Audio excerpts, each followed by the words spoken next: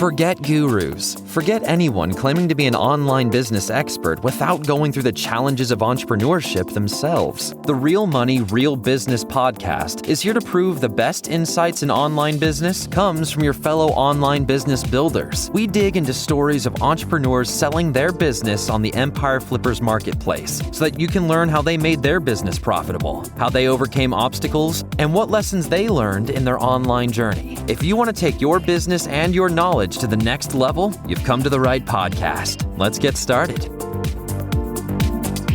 Hey everyone, welcome to another episode of the Real Money, Real Business podcast. We record these interviews so that potential buyers can learn more about the business and the seller to help them make an informed buying decision.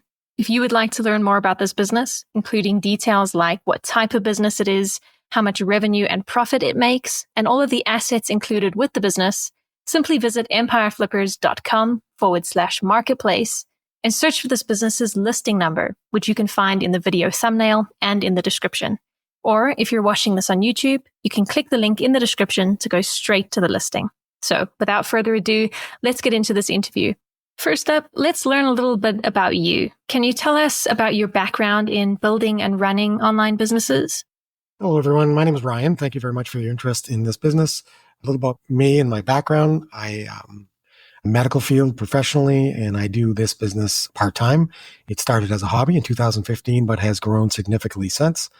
I really enjoy operating this business. However, I am looking to retire soon, so my wife and I decided that we might want to put this up for sale. I don't have any college background in business or anything like that, but I've learned quite a bit over the last 10 years operating this business. Although, like I said, it's a one-man show, and it certainly could be expanded if more time or resources were put into it, or even if someone continues as a one-man show. Like I said, I do operate this in addition to a full-time job. Why are you selling the business now instead of keeping it and growing it further? It was a really tough decision to put this business up for sale. It does operate with very minimal input. I average 5 hours a week, I would imagine, somewhere in that capacity. Some weeks a little bit more, some weeks a little bit less. Certainly could use more attention at times, particularly in the area of growing the business. I'm at the point in my life where I am looking to retire and kind of be able to be free to travel. And I don't want something like this to be really holding me back at this moment in time. Can you describe the amount and the type of work that you do on this business to maintain it? Maintaining this business at this moment in time is primarily making sure that products are ordered and always, moving. I take pride in keeping up levels of stock. I very rarely run out of certain items. And there is an element too of, particularly when it comes to growing the business or I guess refining some of the listings, some could use a little bit of work in terms of SEO or image updates. I've recently started to put some attention towards some of the slower movers, but definitely something that, could use more work. But outside of that, it pretty much runs itself, to be honest. I have very established relationships with my suppliers, and all of them have been very, very good. And I've taken care of a lot of the elements of business. It is pretty much ready to run for anyone who would purchase it and take over. So if you were to keep this business, what are some of the ways you would try to grow it? I continue to maintain the business, and I will continue to do so while it is listed for sale. I may not sell it. I guess I realize that. So I will operate it continuously, and I will continue to actually grow it.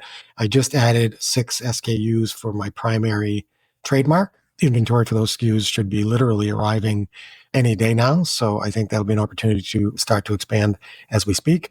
If I do not sell it, I'm going to continue to put some effort into some of the slower selling ASINs and some of the ASINs that just, are a little outdated and need some work. I have seen that when you put that work into it, sales can certainly expand. Right. And what would you say are the biggest risks with this business that buyers should be aware of? I think the biggest risks may be that you don't stay on top of competition. I think, refreshing these listings every once in a while, keeping up on the SEO certainly has paid huge dividends for me. Doesn't take much, to be honest. And this business certainly gets a very large portion of organic sales, something that's been a focus throughout the development of this business from my standpoint. So that seems to be one of the biggest risks from my standpoint. How much support are you willing to offer the buyer who acquires this business? I'm certainly willing to offer support. I think the requirement of 30 days of, telephone consultation is certainly something I could assist with. I could also assist with relationships and contacts, of course, with the suppliers. I'm really available for any question. Wouldn't want that to extend infinitely, but certainly available to assist any potential buyer.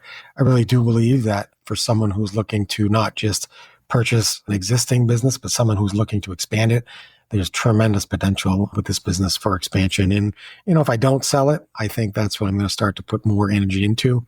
And I'd be happy to do so. But I'm willing to support any buyer. Are you open to negotiating something like an earnout agreement? I'm certainly willing to talk and discuss any type of financing structure. I'm not familiar with an earnout payment structure, but I am looking to kind of move on here and not stay attached to this business or really any other business, I think, at this point. But I'm willing to talk, I guess, is where I stand on that.